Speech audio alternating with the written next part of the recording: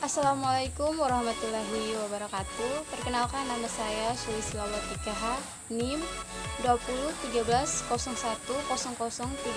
Saya dari mahasiswa Universitas Nusa Cendana Kupang, Fakultas Perikanan dan Kelautan dari Prodi Budidaya Perairan. Di video kali ini saya akan membedah ikan dan morfologi dan anatomi dari ikan kakap putih. Alat dan bahan yang digunakan adalah sebagai berikut: gunting, pisau, dan jarum. Di video yang pertama, saya akan menjelaskan morfologi dari ikan kakap putih. Yang pertama, sirip punggung atau disebut pinnae dorsal. Sirip yang berada di bagian dorsal tubuh ikan dan berfungsi dalam stabilitas ikan ketika berenang. Bersama dengan sirip anus membantu ikan untuk bergerak memutar.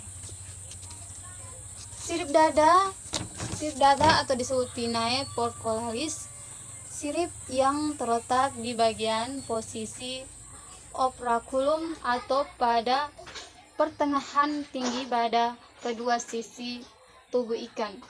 Fungsi sirip ini adalah untuk bergerak maju ke samping dan diam menggeram. Yang ketiga, sirip dada atau pinnae frontalis, sirip yang berada pada bagian perut ikan dan berfungsi dalam membantu menstabilkan ikan saat renang. Selain itu juga berfungsi dalam membantu untuk menetapkan posisi ikan pada suatu kedalaman. Yang keempat, sirip anus atau pinnae analis. Sirip yang berada di bagian ventral tubuh daerah posterior anal. Fungsi sirip ini adalah berbentuk dalam stabilitas berenang ikan. Yang terakhir, sirip ekor. Sirip ekor atau caudal. Sirip ini yang berada di bagian posterior tubuh biasanya disebut sebagai ekor. Pada bagian besar ikan, sirip ini berfungsi sebagai pendorong utama ketika berenang maju dan juga sebagai kemudi ketika bermonopod. Pada video yang kedua, saya akan membedah ikan dan menjelaskan anatomi pada ikan.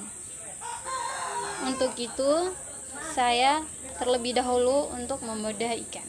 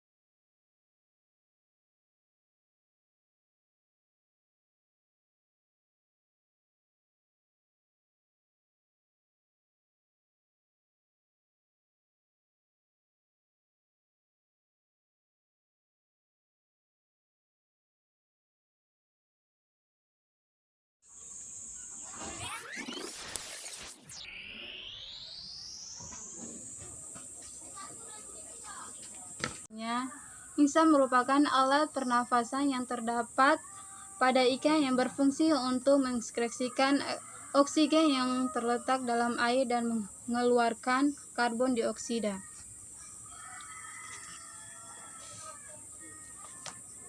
Jantung terletak pada ruang perkardial dan sebelah posterior insang. Fungsinya yaitu untuk memompa darah ke seluruh bagian tubuh, terletak di bagian insang dan dihubungkan oleh selapu yang disebut parakordium.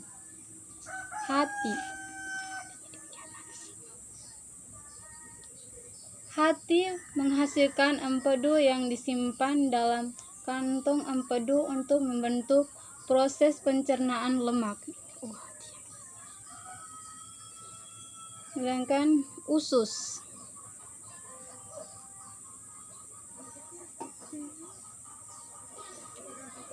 adalah salah satu organ pencernaan yang berfungsi sebagai penyerapan zat nutrisi yang diperlukan tubuh ikan. Sekarang ginjal. Ini ginjalnya ini. Ginjal untuk menyaring sisa proses metabolisme dan mengambil zat-zat yang diperlukan oleh tubuh ikan dan untuk menjaga keseimbangan tekanan osmotik cairan tubuh.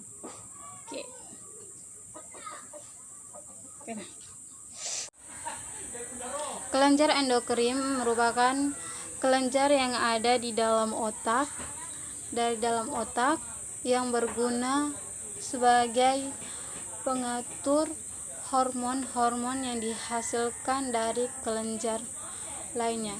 Kelenjar endokrin dalam tubuh membentuk satu sistem yang disebut dengan sistem endokrin. Kelenjar endokrin adalah kelenjar yang mengeluarkan hasil sekresinya tidak melalui saluran pengeluaran, melalui difusi ke pembuluh darah karena tidak memiliki saluran pengeluar khusus. Kelenjar endokrin biasanya disebut dengan kelenjar buntu. Sekresi dari kelenjar buntu adalah hormon. Hormon adalah senyawa kimia tertentu yang dapat mempengaruhi metabolisme tubuh. Bagian tubuh yang dipengaruhi oleh hormon disebut daerah sasaran atau organ sasaran. Daerah sasaran hormon biasanya sangat luas, meliputi hampir seluruh bagian tubuh. Namun ada juga yang spesifik terdapat organ tertentu saja. Fungsi kelenjar endokrin sebagai berikut: menghasilkan hormon yang dialirkan ke dalam darah yang diperlukan oleh jaringan dalam tubuh tertentu. Yang kedua, mengontrol aktivitas kelenjar tubuh. Yang ketiga, merangsang aktivitas kelenjar tubuh. Yang keempat, merangsang pertumbuhan jaringan. Yang kelima, mengatur metabolisme oksidasi, peningkatan absorpsi glukosa pada usus halus.